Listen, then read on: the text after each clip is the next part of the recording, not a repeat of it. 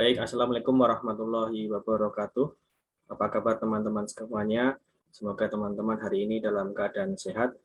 Pada pertemuan kali ini kita akan membahas tentang peranan marketing mix 2 ya, di mana pembahasan ini membahas aspek marketing mix dari sisi unsur jasa, di mana pertemuan sebelumnya kita sudah bahas marketing mix dari unsur produk barang. Pada pertemuan kali ini, marketing mix 2 bahasan dari unsur jasa, ada komponen people, kemudian ada physical appendix, kemudian ada proses. Baik, mari kita bahas satu persatu.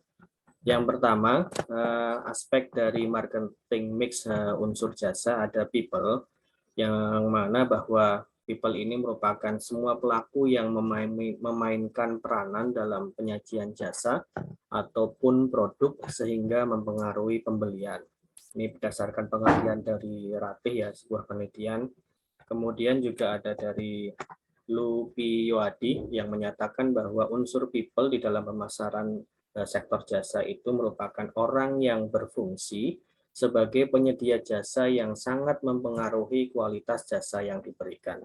Jadi komponen people ini atau manusia atau individu itu memberikan pengaruh ya terkait bagaimana sebuah perusahaan ketika menyediakan produk berupa jasa itu akan mempengaruhi terkait dengan bagaimana kualitas jasa yang diberikan kepada konsumennya atau kepada setiap manusia atau setiap orang.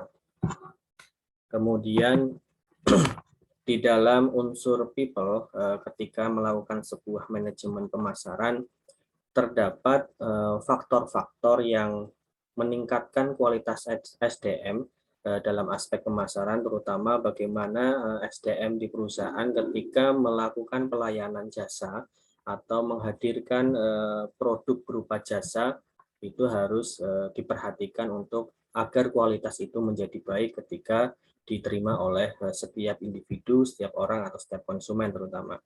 Ada beberapa poin faktor upaya untuk meningkatkan SDM atau layanan jasa tersebut. Yang pertama adalah memberikan pelatihan skill, jadi mengenai interaksi dengan konsumen dan resolusi pemecahan masalah konsumen. Artinya bahwa setiap SDM yang memberikan layanan berupa jasa atau menawarkan produk jasanya itu harus memiliki kemampuan dalam berinteraksi atau berkomunikasi terhadap konsumennya. Kemudian termasuk bagaimana SDM yang bersangkutan itu mampu memecahkan masalah atau bisa memberikan solusi dari sisi apa yang diinginkan dari konsumen tersebut ya. Ketika berinteraksi mereka bisa melayani dengan baik dalam aktivitas jasa yang diberikan. Kemudian yang kedua adalah menciptakan sistem dan prosedur imbal jasa ya untuk mobilitas kerja. Jadi yang mana setiap SDM perusahaan yang melakukan aktivitasnya adalah melakukan penawaran jasa atau produk jasa itu bisa memberikan pekerjaan layanan secara maksimal atau optimal sesuai dengan sistem dan prosedur yang berlaku. Jadi artinya ketika seorang SDM perusahaan dengan menawarkan produk jasa itu secara baik berdasarkan SOP yang ditetapkan, maka tentu pasti ya konsumen itu juga akan merasakan kepuasan ya. Jadi merasa terpuaskan atas jasa yang diberikan kepada konsumennya. Kemudian yang kedua adalah yang ketiga adalah menciptakan prosedur partisipasi tim layanan dan eksekusi layanan.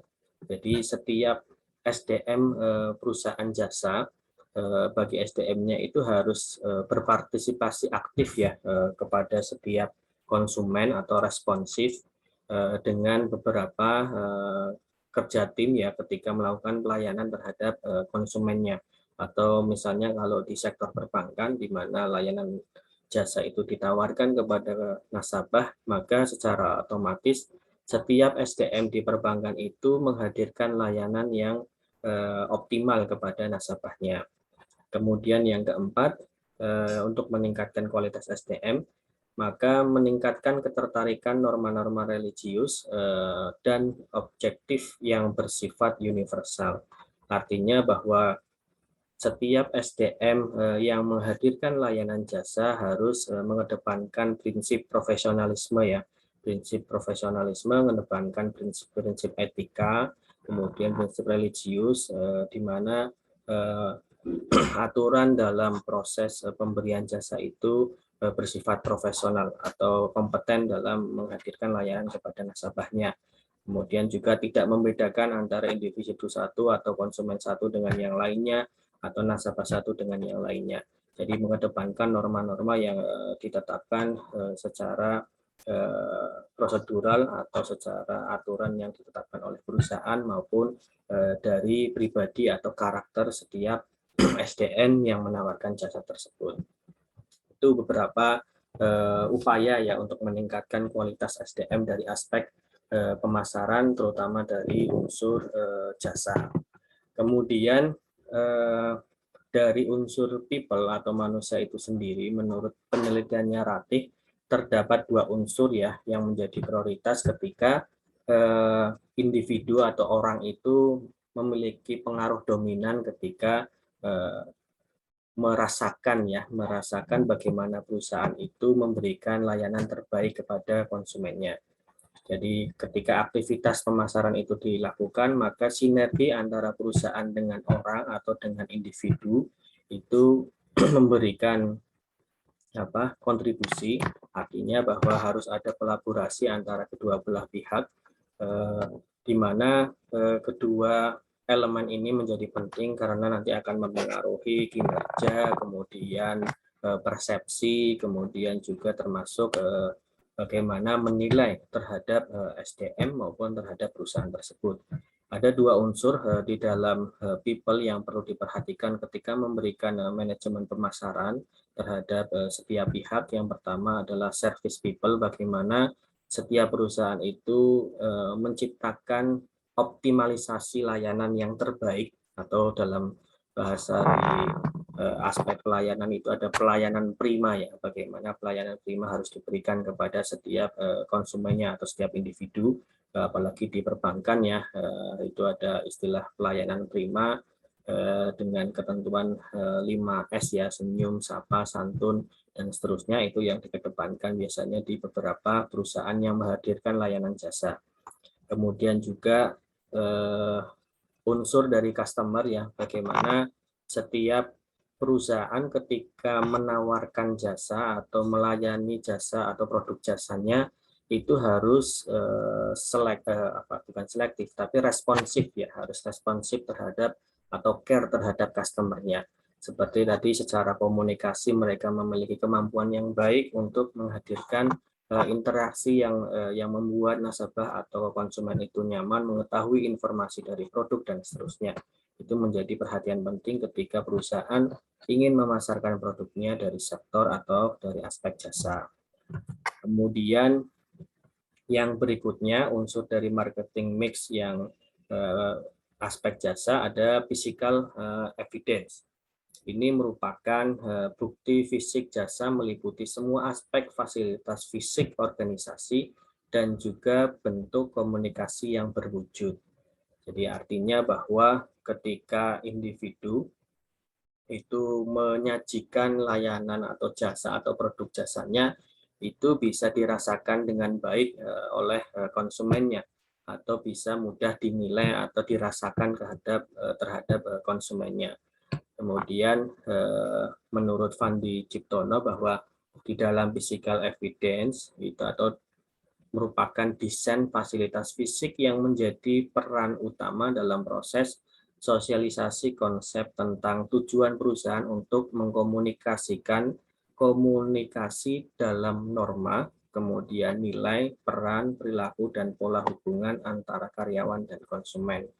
Jadi secara fisik, contoh misalnya di mana seseorang SDM perusahaan jasa itu akan berpenampilan secara baik, memiliki penampilan secara baik, aturannya, kemudian misalnya berpakaian, kemudian interaksi, kemudian memberikan ucapan terima kasih, kemudian perilakunya juga bagus secara profesional, termasuk peran aktivitas pekerjaannya ketika menyampaikan informasi, ketika mereka memberikan layanan, dan seterusnya, itu juga menjadi hal-hal yang akan dinilai secara fisik atau yang terlihat oleh konsumen atau yang dapat dirasakan oleh konsumen.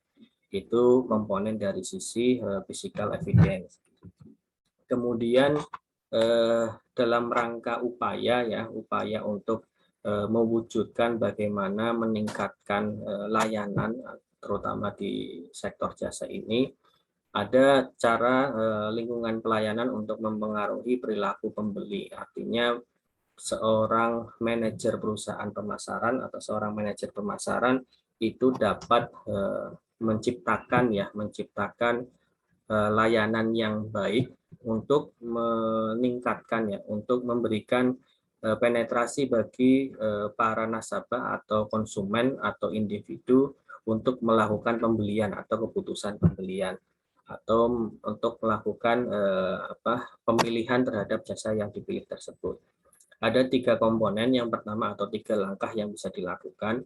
Yang pertama adalah as a message creating medium. Ini merupakan penggunaan simbol untuk komunikasi terhadap konsumen tentang perusahaan dan kualitas dari layanan. Contoh misalnya ada tagline atau mungkin ada salam khusus yang disampaikan ketika memberikan layanan terhadap konsumen, terhadap nasabah, atau mungkin ada perilaku khusus yang disampaikan atau diinteraksikan ketika kepada konsumen atau nasabah, atau mungkin menciptakan simbol dari sisi gambar, desain untuk menciptakan persepsi atau brand image bahwa perusahaan itu memiliki layanan optimal. Biasanya dilihat dari tagline-tagline yang dihadirkan, misalnya melayani dengan hati, kemudian memberikan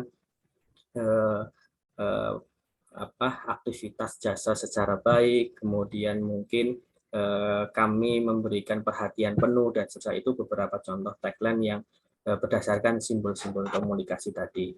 Kemudian yang kedua bisa dilakukan dengan add attention creating medium. Ini membuat ruang lingkup pelayanan untuk membangun kompetisi dan menarik konsumen. Artinya bahwa ketika seorang manajer pemasaran di sebuah perusahaan jasa itu bisa menciptakan beberapa slogan atau mungkin menciptakan branding di dalam industri yang sama agar konsumen itu dapat tertarik terhadap layanan yang diberikan. Kemudian promosi-promosi mungkin juga bisa diberikan atau mungkin reward dan seterusnya. Itu salah satu attention atau mungkin pemerhatian dari sisi bagaimana SDM di perusahaan jasa itu memberikan service lebih misalnya perhatian konsultasi, kemudian misalnya menyampaikan salam, kemudian dan seterusnya, ucapan terima kasih. Itu salah satu attention yang dibangun di dalam ruang lingkup pelayanan. Kemudian yang ketiga ada as effect creating medium. Ini merupakan penggunaan warna, tekstur, kemudian suara dan desain ruangan untuk meningkatkan keinginan konsumen untuk mengetahui lebih dalam terhadap barang atau jasa. Ini dari sisi bagaimana memberikan tampilan di dalam sebuah layanan jasa. Misalnya kalau di perbankan mungkin tampilan gedungnya bagus, kemudian fasilitasnya juga nyaman dan seterusnya. Itu salah satu yang bisa ditawarkan. Mungkin juga beberapa perusahaan yang menghadirkan desain ruangan atau mungkin dari SDM-nya sendiri yang mampu memberikan daya tarik kepada konsumen atau individu agar bisa berkenan memilih jasa yang ditawarkan.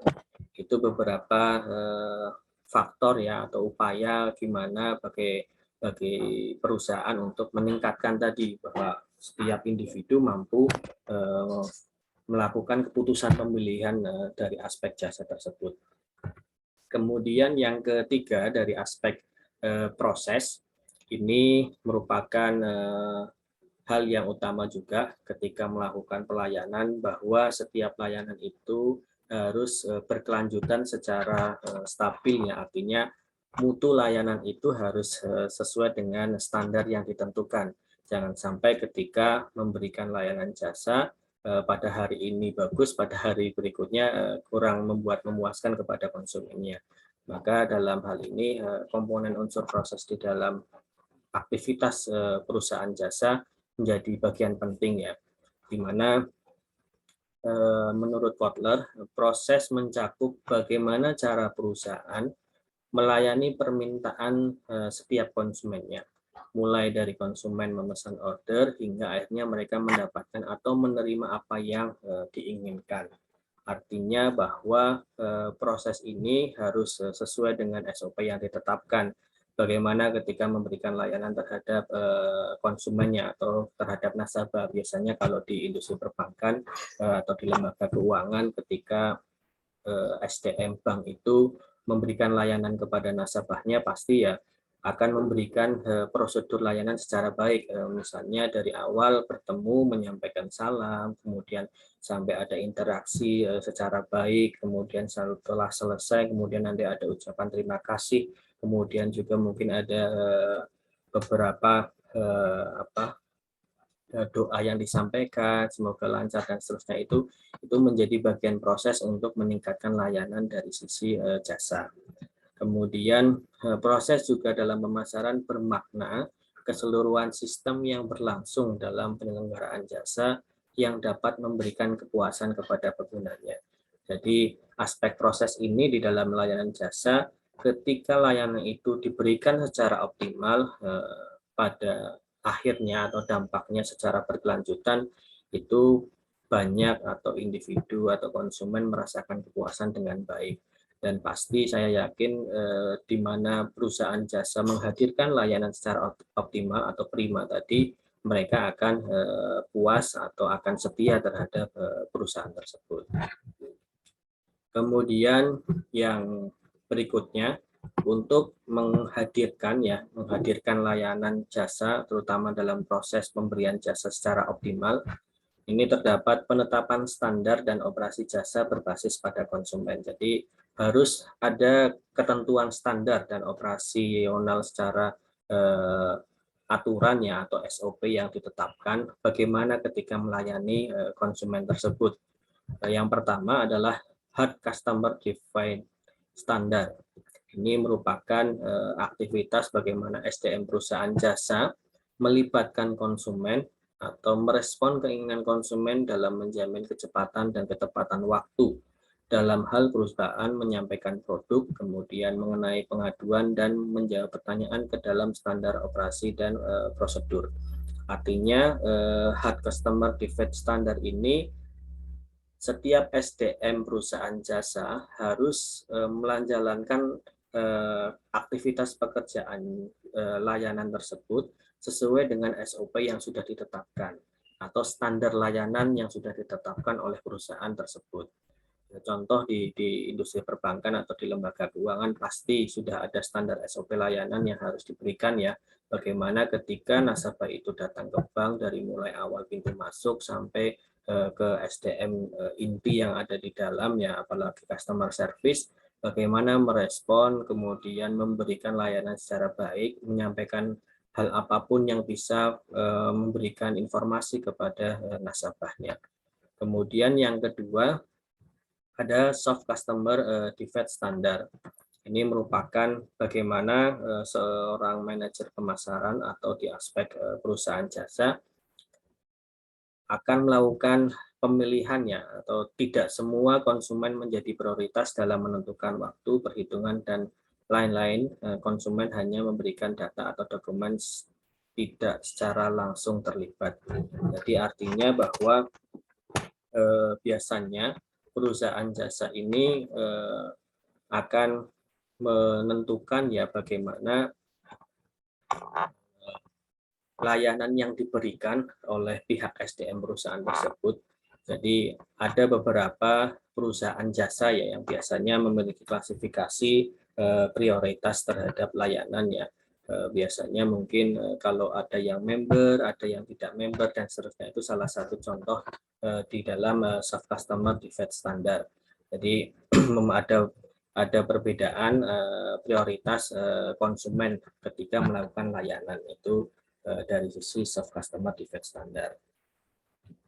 Kemudian yang berikutnya berkaitan dengan strategi marketing mix atau ada istilah 4C ya, di mana strategi ini digunakan untuk melakukan sinergi ya antara tadi unsur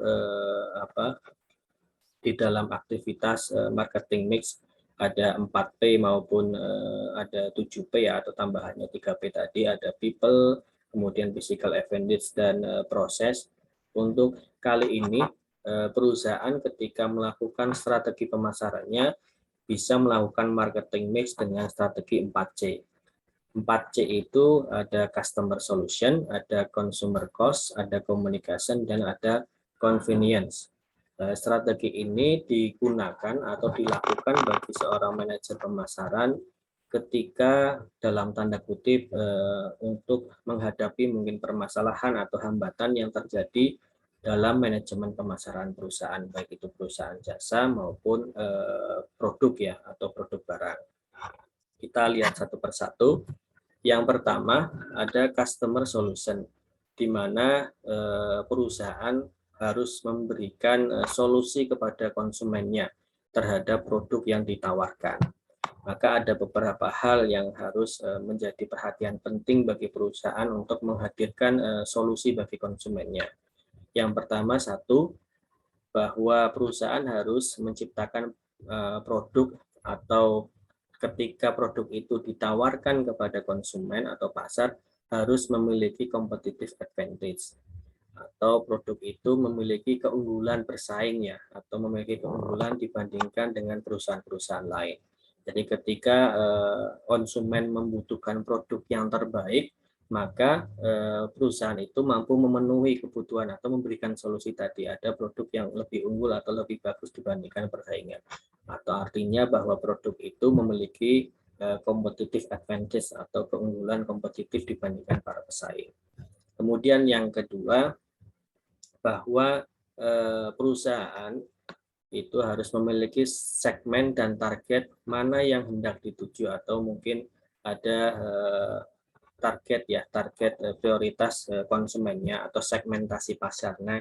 Biasanya ada segmentasi kalangan atas, menengah, atau bawah, atau mungkin dari sisi demografi atau wilayah. Biasanya ada beberapa perusahaan yang melakukan penawaran produknya di wilayah barat, tengah, timur, dan seterusnya.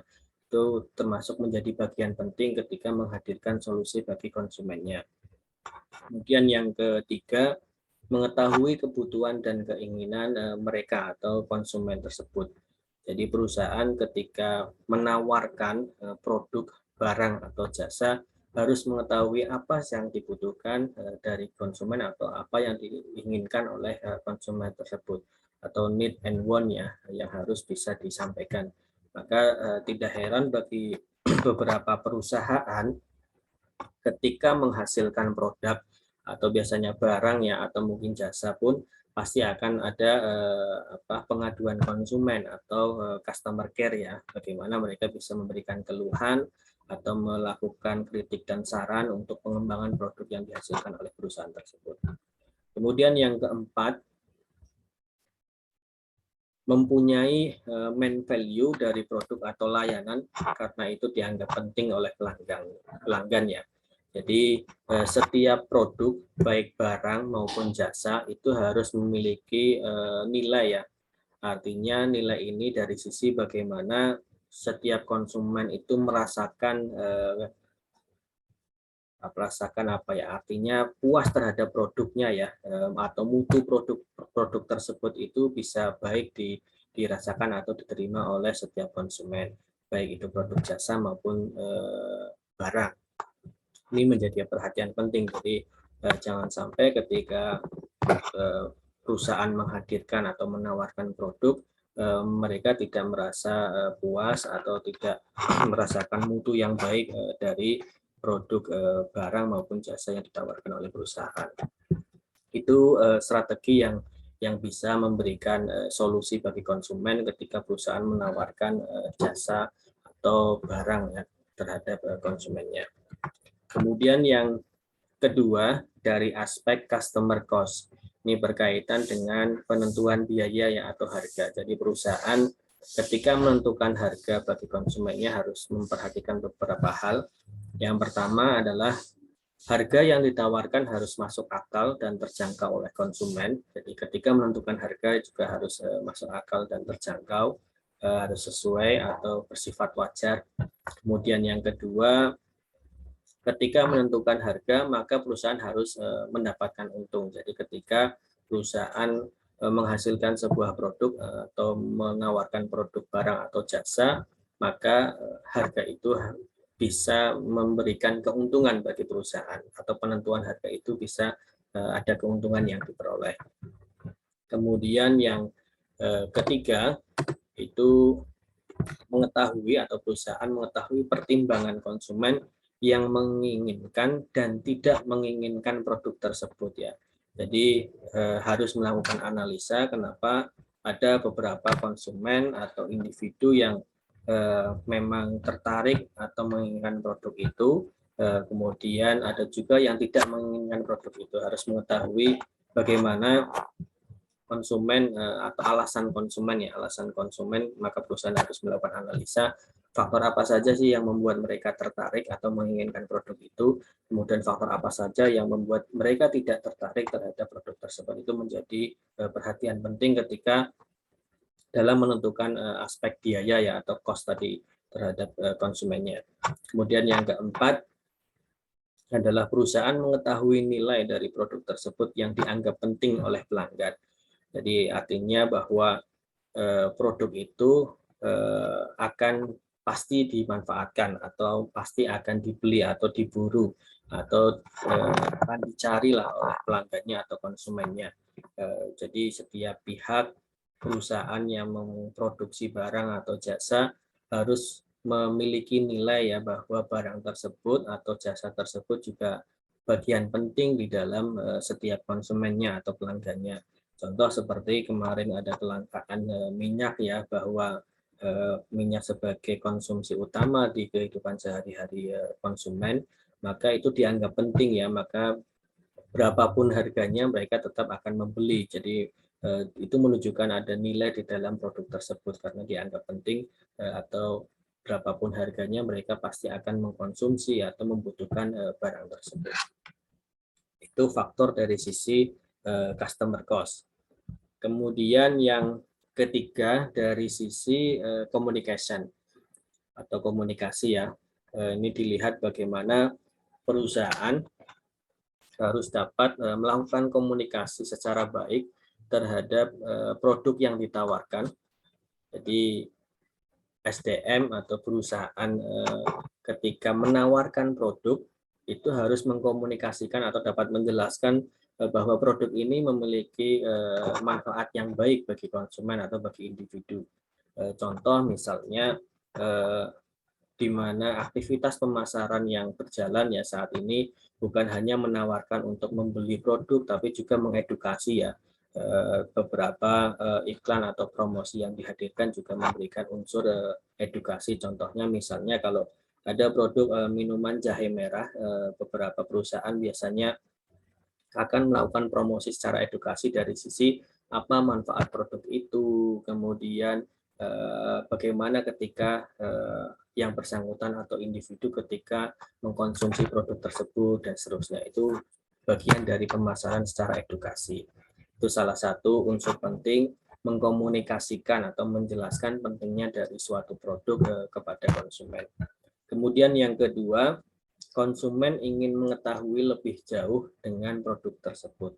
Jadi perusahaan juga harus melakukan responsif interaksi ya kepada masyarakat atau bagaimana caranya mengenalkan atau mensosialisasikan atau mempromosikan produk itu kepada setiap konsumen atau kepada pasar agar setiap pihak itu mengetahui itu sebenarnya produk apa, digunakan untuk apa, dan seterusnya, manfaatnya seperti apa, itu juga harus disampaikan secara lebih mendalam ya, terutama bagi pihak-pihak yang melakukan promosi secara offline atau secara langsung kepada konsumen atau secara direct.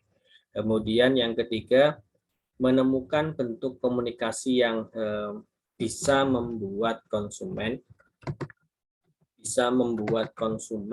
mampu memahami secara mendalam tentang produk tersebut. Jadi ketika menyampaikan komunikasi dari sisi layanan produk yang ditawarkan, maka sebisa mungkin mampu menciptakan pemahaman bagi konsumen yang bersangkutan agar mengetahui produk yang ditawarkan tersebut ya, mengedukasi, kemudian menciptakan daya tarik, kemudian memberikan tawaran, kemudian atau mungkin juga memberikan reward atau promo, atau mungkin memberikan bonus, dan setelah itu juga bisa menjadi salah satu langkah ya komunikasi yang ditawarkan kepada konsumen ketika menciptakan bentuk komunikasi secara interaktif, secara attention atau secara perhatian dengan baik, terutama bagaimana ketika menjalin komunikasi itu nanti pada ujungnya atau pada hasilnya akan ada daya tarik pembelian atau keputusan pembelian terhadap barang tersebut. Kemudian yang terakhir dari sisi convenience ya, atau kenyamanan ketika melakukan pembelian produk itu atau merasakan produk itu, maka ada beberapa hal yang harus diperhatikan. Yang pertama adalah perusahaan harus mengetahui hambatan potensial yang mungkin dihadapi pelanggan dalam mencari dan mendapatkan layanan. Jadi artinya atau mendapatkan produk ya. Jadi perusahaan juga harus memperhatikan ketika produk itu ditawarkan, masyarakat mudah nggak untuk mendapatkan produk tersebut, baik itu jasa maupun barang ya. Jadi harus mengetahui langkah-langkah melakukan penjualan secara langsung kepada konsumen atau kepada pasar. Ketika mungkin potensi penjualan itu mengalami hambatan atau banyak nasabah atau konsumen atau individu yang susah untuk mendapatkan produk tersebut atau jasa tersebut, maka mungkin bisa mendirikan kantor atau perusahaan yang dekat dengan masyarakat atau manusia tersebut itu sendiri. Kemudian yang kedua, menyiapkan program untuk menyelesaikan hambatan-hambatan. Ya, tadi ketika menganalisa dari sisi hambatan apa saja yang dihadapi atau potensi hambatan apa yang dihadapi, maka yang kedua adalah menyiapkan program. Jadi ketika perusahaan itu menawarkan produk, maka program apa yang harus diberikan agar tidak menyulitkan konsumen atau individu mendapatkan produk barang atau jasa tersebut. Mungkin program tadi perusahaan bisa mendirikan toko atau tempat atau gerai yang dekat dengan masyarakat, mudah diakses. Kemudian termasuk juga program yang tadinya beberapa perusahaan itu hanya melakukan transaksi secara offline, sekarang sudah bisa dilakukan secara online.